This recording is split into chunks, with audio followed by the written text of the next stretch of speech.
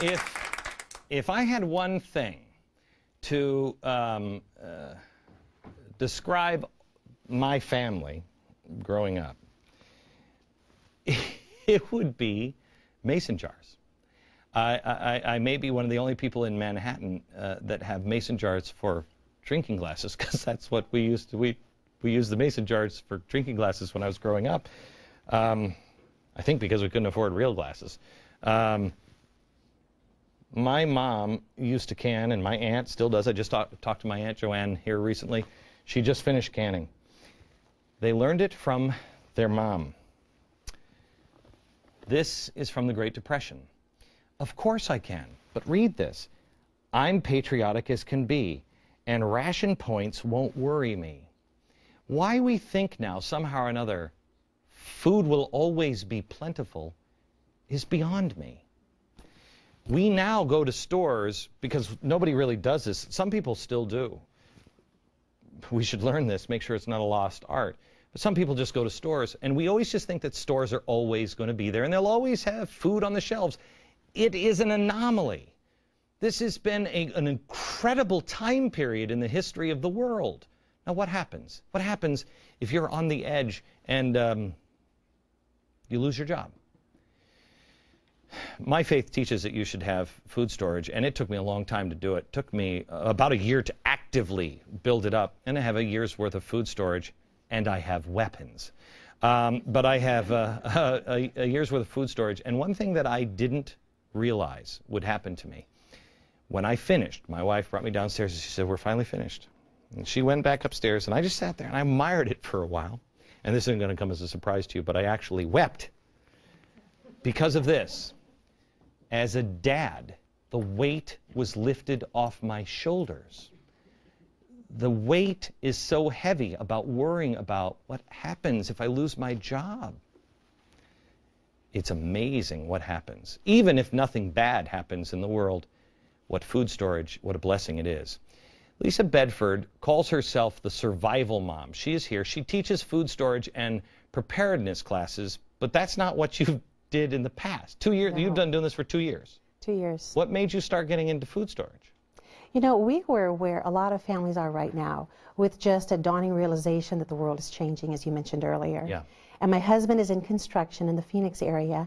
And even though our business was doing okay 2 years ago, we saw bad things happen to good people. Right. And jobs lost, homes lost. And one night my husband and I said, we need to be proactive.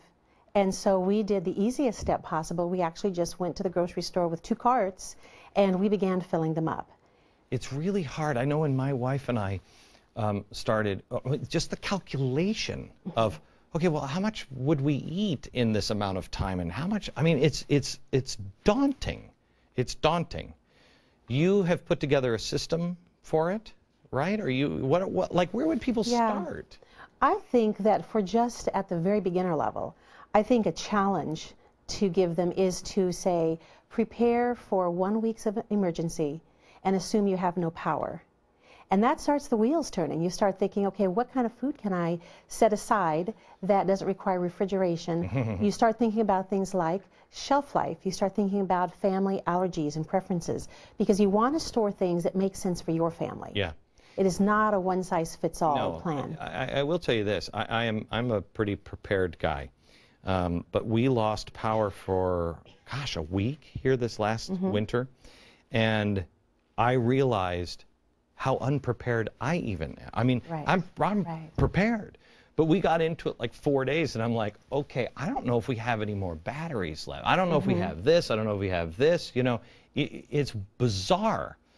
Now, this obviously is, we're going down the road of, total meltdown, which God only knows.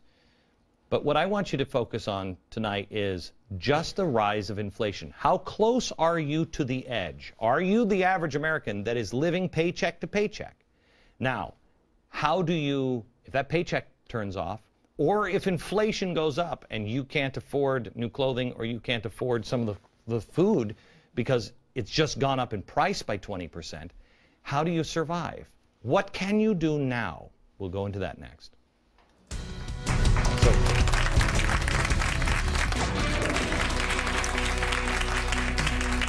You want to save your country, you have to be part of the solution, not the problem. You have to think outside of the box. We were just talking about people who live on the edge. How many millions of Americans are living on the edge? If, let's say, oil shoots through the roof, we have $5 a gallon gasoline. That translates to inflation all across the board. People who are living on, we already have 50 million people living on food stamps right now.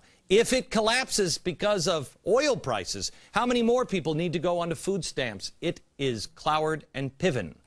Be a shelter for your family, and then if you can afford it, for others as well. I want to talk a little to the audience. Katie, we were talking during the break, and you are just starting to do some food storage of some kind. Why? Yeah, my husband started a business at the beginning of the year, and it depends on cotton. Holy cow. And we've watched it absolutely ripple through his company, but the impact that it has on our household, because you can't just constantly pass that on to your vendors and your customers, because they're in the same position we are. So we eat more and more of it in terms of the profit. Yeah. And one of the things we can do is try to buy and store. In advance. And, right. Yeah. Christine, you were saying the same thing. You're kind of you're in livestock. And the cost of feed has gone absolutely through the roof. And I actually board horses, but I have trouble. I can't pass it on to my boarders necessarily, because they're really in the same boat as everybody else. Right. So it does make it a real difficult. That's what we were saying. I've told you on the program before that the experts tell me that corn could go, and all of the food is like this. Sugar is like $60 or $70 a little bag of sugar. An ear of corn could be $11. $11. The only thing that will stop it from being $11 is the market can't bear it. Nobody could. I mean, you could raise it to $1 million. It doesn't matter. So where does it stop? 6 before people can't afford it anymore? We have, I can't see here because of Harry. Is this Nancy? Nancy, you were actually in, you live here in Manhattan. Metropolitan New York. Suburbs. So you're living in a place where everything is very small and very expensive. Right. Are you food storage? I am. What I do is minimal compared to some of the other moms that I've been talking to, and some of the moms that, as a mom, who have a real production going on. But I do, and I've increased it over the year, I'd say, for this past year. And you don't need to necessarily be a tin hatter living in a bunker typing away on the computer to believe that this is happening. All you have to do is remember, I remember as a kid the Carter years and the inflation that took place, and what an impact that had on middle-income average families. You know, I'm one of 6, and my father was a teacher, and our household overhead just rose dramatically, but the salaries didn't. And I remember as a mom, I have appreciation for what my mother went through, knowing that she had 2 kids nearing college and 4 others to feed, and the whole 9 that goes along with it. And as a mom, I appreciate that, and I have that same anxiety. So it's only a matter of common sense. As a mom is a great phrase, and I'll explain why here in a second, and a little more direction on where to go and how to start next.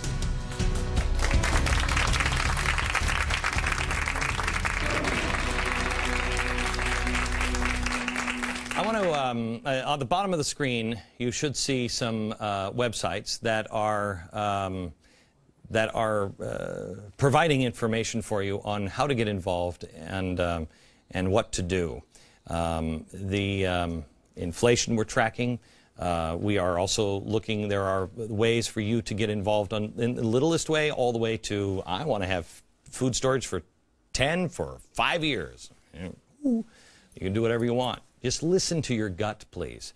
I want to tell you a little bit about asamom.org. Lori, it is .org, right? Mm-hmm. Okay. Lori Parker has been on the program. She is the president and founder of asamom.org. Also, Barbara Samuels, she is the co-founder of 912superseniors.org. Quickly, what is the one piece of advice you would have for somebody who's watching right now? If you don't know about food storage, get online, find out about it.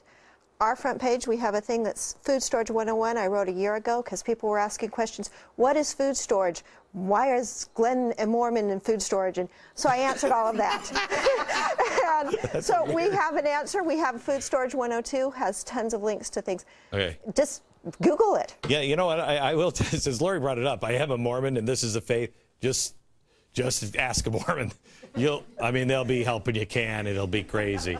Barbara, tell me about super seniors, because the one thing that really bothers me is that seniors are retiring. Stop retiring. Get involved. And that's what your project is doing. What's a piece of advice you have? Yes. Okay. Well, since you asked the seniors to get involved, they have inundated our website with offers of homeschooling, teaching, helping, volunteer. 700 of them have volunteered to do the food inflation survey. Great. They're out there already. We have 100 survey results in. And the seniors know what it is to plan for the future. They're planning now. Food storage, canning, they're planning now. Okay, and one more. Lisa is here, and go to her website as well, thesurvivalmom.com. You can find all this information. Just remember, glennbeck.com. It will direct you all to these sites and so much more information. Back in a minute. Out of time yet again. Tomorrow's program you do not want to miss. One that will blow your mind in a great way. Do not miss tomorrow night's show. From New York, good night, America.